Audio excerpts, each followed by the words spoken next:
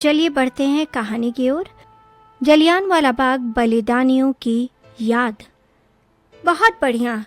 आज के लिए नया शब्द है MASSCRE। कंचना मैम ने ब्लैक बोर्ड पर एक के बाद एक अक्षर लिखा। मास, एकड़, यानी कि बहुत सारी जमीन। उदय ने अपना सिर खुजाया और सामने लिखे शब्द को तिरछी नजर से देखा। मैस्कर का बहुवचन।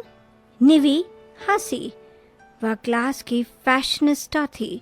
उसने हंसते हुए इसे दोहराया क्योंकि उसे पूरा यकीन था कि उसका उत्तर गलत था। कोई दूसरा अर्थ न सूझने पर कक्षा के बच्चों ने इसका वास्तविक अर्थ कंचना मैम से पूछा। यह कक्षा की दिनचर्या थी। शब्द का अर्थ समझने से पहले ही शब्द का अनुकूल अर्थ निकाल लें। कंचना मैम चाहती थीं कि उनके विद्यार्थी लीक से हटकर सोचने में सक्षम हों। वह चाहती थीं कि वे अपने आसपास की चीज़ों में इतिहास और हर वस्तु के बारे में नई बातें सीखें। उन्होंने दृढ़ता से यह महसूस किया कि केवल पाठ्य पुस्तक से सीखना अच्छा नहीं है। नरसंहार का अर्थ है बड़ी संख्या में लोगों की हत्या करना। उसने चारों ओर देखा तो सभी का ध्यान उन्हीं पर था। ऐसे निहत्थे लोगों को मारना जो चुप रहते हैं और जवाबी कार्रवाई नहीं करते हैं। कक्षा में सन्नाटा पसर गया। यह वास्तव में छात्रों के लिए काफी कठिन शब्द था। यह निश्चित रूप से रोजमर्रा का शब्द नहीं था और युवा दिमागों के लिए तो बिल्कुल ही नहीं।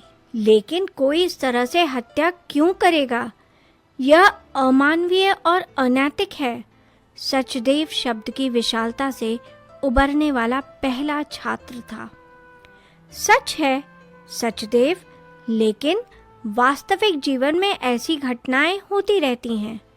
अगर मैं चींटियों के टीले पर जाऊं और उस पर पानी से भरी बाल्टी डाल दूं तो क्या यह नरसंहार हो जाएगा? कीर्ति ने शब्द को बेहतर ढंग से समझने की कोशिश करते हुए पूछा। कंचना मैम ने कुछ देर सोचा।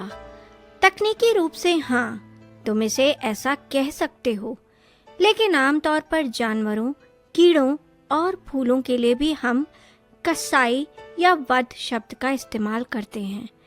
नरसंहार शब्द ज्यादातर इंसानों के लिए इस्तेमाल किया जाता है। प्रिया ने पूछा, क्या आप हमें किसी ऐसी घटना का उदाहरण दे सकती हैं मैडम? मुझे नहीं लगता कि लोग ऐसी चीजें कर सकते हैं। कंचना मैडम ने अपनी आंखें बंद की और गहरी सांस ली। वह जानती थी कि उनकी कक्षा यह प्रश्न पूछेगी और यही कारण था कि उसने आज के लिए यही शब्द चुना। यह वर्ष 1919 की बात है, जब भारत अंग्रेजों से अपनी आज़ादी के लिए लड़ रहा था। वह दिन 13 अप्रैल बैसाखी बसंत के आगमन का जश्न मनाने का दिन था। पंजाब के अमृतसर में स्वर्ण मंदिर के करीब एक बगीचे में भारी संख्या में लोग जमा हुए थे। यह बगीचा तीनों तरफ से दीवारों से घिरा था और प्रवेश तथा निकास के लिए केवल एक ही द्वार था जो संकरा था। इतने सारे लोग वहां क्यों इकट्ठे हुए थे? कंचना मैम की बात को बीच में काटते हुए कीर्ति ने पूछा। कई कारण थे। कुछ लोग जो स्वर्ण मंदिर में दर्शन करने आए थे वहीं रुक गए थे। बच्चे खेलने आए थे। ताज़ी हवा चाहने वाले कुछ लोग वहां रुके थे।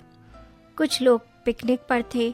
कुछ लोग आज़ादी पर चर्चा करने के लिए इकट्ठा हुए थे।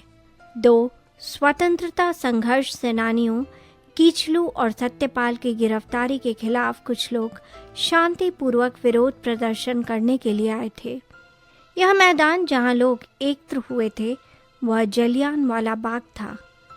13 अप्रैल 1919 को ब्रिटिश सेना ने इस बाग में प्रवेश किया और एकमात्र निकास द्वार को सील कर दिया। उसके बाद उसने वहां एकत्रित 20,000 लोगों पर गोलियां बरसानी शुरू कर दी। वहां मौजूद लोग निहत्थे थे और उन्होंने जवाबी कार्रवाई नहीं की। उन्होंने वहां से भागने की कोशिश की। वे पास के कुएं में कूद पड़े और परिसर की दीवार पर चढ़ने की कोशिश की, लेकिन गोलीबारी नहीं रुकी। परिणाम एक भारी अनुपात में नरसंहार हुआ। आज तक हम मौतों की सही संख्या नहीं जानते हैं, लेकिन अनुमान है कि यह संख्या 1500 से अधिक रही होगी। 1200 से अधिक संख्या घायलों की रही होगी। इस संख्या में न केवल पुरुष बल्कि महिलाएं, बच्चे और यहाँ तक कि 6 महीने के बच्चे भी शामिल थे। फिर कंचना मैम ने एक तस्वीर दिखाई। यह जलियांवाला बाग का स्मारक है, जिसे बाद में उस गंभीर घटना की याद में बनाया गया था। लेकिन क्यों? कीर्ति ने फिर पूछा। वह एक कारण जानना चाहती थी। अंग्रेजों ने लोगों पर गोलियां क्यों चलाई? एक ब्रिटिश कर्नल रेजिनाल्ड डायर ने दिन में कर्फ्यू की घोषणा की थी। कर्फ्यू उस रात 8 बजे शुरू होना था। 4 से अधिक लोगों को इकट्ठा होने की अनुमति नहीं थी। सार्वजनिक सभाओं और जुलूसों में एक साथ नहीं जाना था। हालांकि इसका प्रसारण किया गया था, लेकिन यह सूचना ज्यादातर लोगों तक नहीं पहुंच पाई थी। भले ही लोगों को पता हो, कर्फ्यू उस रात से शुरू होना था, शाम को नहीं। कर्नल डायर को चेतावनी जारी कर भीड़ को तुरंत तितर बितर करने के लिए कहना चाहिए था, लेकिन उसने ऐसा नहीं किया। उसने घटना के कुछ दिन बाद एक बयान के साथ अपनी कार्रवाई का तर्क पेश किया। यह बैठक को तितर बितर करने के लिए नहीं, बल्कि अवज्ञा के लिए भारतीयों को दंडित करने के लिए था। तो इस तरह से देखा जाए तो यह मूलतः सजा का एक रूप था, उनकी शासन शैली थी। इस नृशंस व्यवहार के लिए अंग्रेजों ने कभी माफी नहीं मांगी। वैसे भी जो हो गया सो हो गया। यह स्थान लोगों की बलिदान की याद के रूप में आज भी संरक्षित है। दीवारों पर गोलियों के निशान आज भी दिखाई देते हैं। कंचना मैम ने कैलेंडर की ओर इशारा किया। आज 13 अप्रैल 2024 है, घटना के ठीक 105 साल बाद। छात्रों आओ, उनके सम्मान में 1 मिनट का मौन रखें। बाद में सचदेव तब उठा जब उसकी कक्षा सामान्य अंग्रेजी पाठ की तैयारी कर रही थी। मैम, आप तो हमेशा कहती हैं कि हर चीज का कोई न कोई कारण होता है, लेकिन मुझे समझ नहीं आता कि इस हत्याकांड के पीछे कोई कारण कैसे हो सकता है।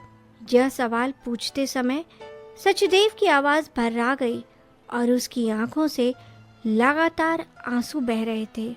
कंचना मैम खट्टी मीठी मुस्कान के साथ उसके पास आईं, प्यार से उसके सिर पर हाथ फेरा और फिर पूरी कक्षा को संबोधित किया। सच है, जलियांवाला बाग नरसंहार का कोई औचित्य नहीं हो सकता, कोई माफी नहीं हो सकती, लेकिन अगर मुझे कोई कारण ढूंढना है तो वह है यह नरसंहार हमारे स्वतंत्रता संग्राम में निर्णायक मोड़ बन गया। घटना के बाद भारत के लोग राष्ट्रीय स्तर पर एकजुट हो गए और पूरी ताकत के साथ इसके बाद अंग्रेजों से लड़े। हम उनके परिश्रम और बलिदान का फल भोग रहे हैं। ऐसे बलिदानों के कारण ही आपको, मुझे और पूरे भारत को आज़ादी मिली है। तो उम्मीद करती हूँ मेरे नन्हे मुन्ने दोस्तों कि आज तुम सबको आज़ादी का मतलब समझ आ गया होगा। ये जो आज़ादी मिली है हमें ना, इसकी बहुत भारी कीमत हमारे स्वतंत्रता सेनानियों और बड़ों ने चुकाई है। बहुतों ने अपनी जान गंवाई है और हमें उनका नमन करना चाहिए, जिनकी वजह से आज हम स्वतंत्र भारत में स्वतंत्र सांसें ले रहे हैं। उम्मीद करती हूँ आज की ये कहानी तुम सबको ज़रूर पसंद आई होगी। मिलेंगे अगली कहानी के साथ। तब तक हंसते रहो, मुस्कुराते रहो और अपनी सपना दीदी को दो इजाज़त।